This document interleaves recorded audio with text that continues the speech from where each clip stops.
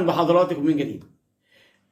تابعنا كلنا من لحظات مباراتين في بطولة كاس الرابطة اللي النادي الاهلي انسحب منها، وانتقدوا بشدة اغلب او نقدر نقول بعض من المنتمين لنادي الزمالك لعدم مشاركة الاهلي وخروجه من كاس الرابطة، لان النادي الاهلي كانت عنده مبرراته وقال ان البطولة ملهاش اي لازمة واجهاد على اللاعبين، وانتقدوا النادي الاهلي في كده. النهارده ثبت كلام النادي الاهلي بسبب اجهاد اللاعبين، والنهارده تلقى نادي الزمالك هزيمة قاسية على ايد البنك الاهلي ب3 اهداف مقابل لا شيء في 7 دقائق. نادي الزمالك النهارده يواصل السقوط والانهيار. بالفعل النهارده نادي الزمالك مهلهل تماما.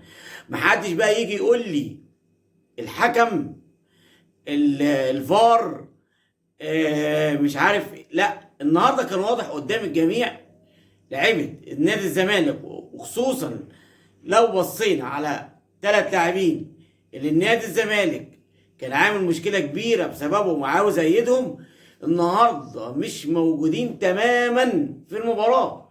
بدليل النهارده ان كان في اريحيه تامه للاعبي النادي البنك الاهلي، واتلعبوا بخط دفاع نادي الزمالك، وده ظهر كمان اكتر في الجون الثاني والثالث. وانهار بالفعل دفاع نادي الزمالك، وخط وسطه ايضا ما كانش فيه لا وينج يمين ولا شمال ولا راس حربه، مهلهل تماما. وسيطر البنك الاهلي على المباراه، واستطاع بالفعل الفوز على الزمالك ب3 اهداف مقابل لا شيء. ايضا في نفس التوقيت مباراه بيراميدز وانبي، وانتهت بالتعادل 1-1 بعد تقدم انبي على بيراميدز، لكن بضربات استطاع نادي انبي الفوز 6-5 بضربات الجزاء، ويطيح ببيراميدز ايضا خارج البطوله. يبقى نقدر نقول ال3 الكبار خارج البطوله تماما. الاهلي بانسحابه من البطوله من البدايه او لم يشارك فيها، نادي الزمالك بتلقيه هزيمه قاسيه على يد البنك الاهلي، وبعديه على طول نادي بيراميدز من انبي. بطوله ناس كتير جدا اتكلموا عنها وقالوا ان هي ملهاش اي لازمه. بطوله لما اتعملت السنه اللي فاتت كانت من عشان خاطر كان في توقف طويل للدوري، وقلنا اللاعبين ودي عشان خاطر اللعيبه تبتدي تستعيد مستواها او كده. لكن دلوقتي شايفين في كاس مصر، في بطوله دوري. طبعا انا مش في صدد ان انا اتكلم على البطوله ديت، لكن اتحاد الكره او لجنه الانديه ليها الحق انها تعمل بطوله وما تعملهاش، هم حرين.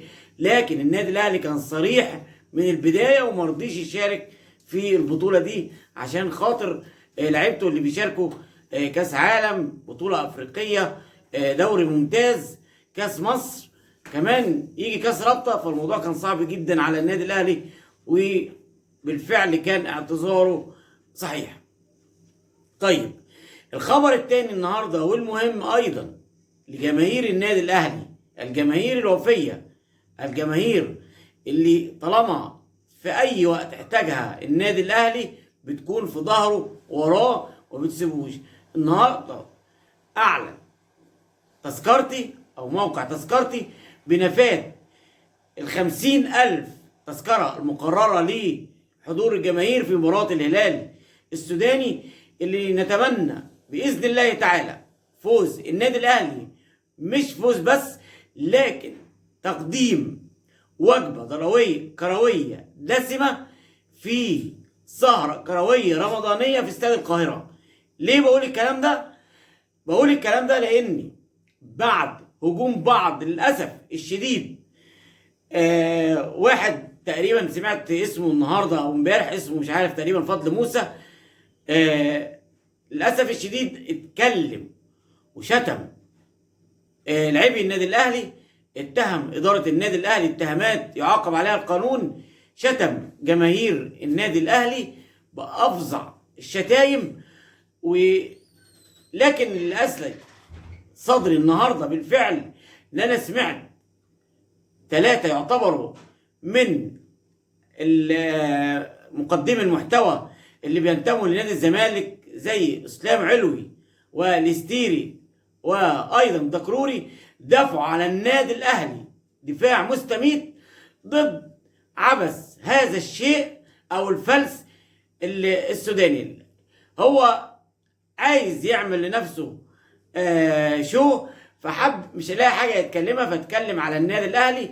لكن بالفعل النهارده الحمد لله، النهارده اللي ريحني شويه ان الناس اتكلموا كمصريين قبل ما يكونوا زملكاويه، اتكلموا النهارده ودافعوا على النادي الاهلي دفاع مستميت، وايضا كان ليهم اعتراض شديد على بعض المنتمين لنادي الزمالك اللي قالوا احنا هنروح نشجع الهلال السوداني في استاد القاهره، وقالوا مش عاوزين ننجرف، احنا الاول نبقى نصلح ونقف جنب نادينا لما يكون كويس، لان احنا دلوقتي نعتبر مش منافسين تماما او بالمره للنادي الاهلي، وواجب علينا ان احنا نقف مع النادي الاهلي ضد الهلال السوداني. انا بحترم اخواتنا السودانيين عايشين معانا هنا في مصر، منهم عدد كبير جدا ناس ذو اخلاق ومحترمين، لكن للاسف الشديد هذا الشيء اللي بتكلم عنه تطاول على جماهير النادي الاهلي، تطاول على لاعبي النادي الاهلي، على مجلس ادارته. وان شاء الله اللي عرفته النهارده ان في ملاحقه قضائيه ليه باذن الله، وهتكون باذن الله تسلك صدور المصريين على كل الاتهامات وكل الكلام اللي قاله على النادي الاهلي. قبل ما اختم مع حضراتكم، بشكر حضراتكم على حسن الاستماع، وايضا بذكر حضراتكم بدعمنا على قناتنا على السوشيال ميديا، فيسبوك وتيك توك وتويتر وانستجرام. شكرا لحضراتكم على حسن الاستماع، والسلام عليكم ورحمة الله وبركاته.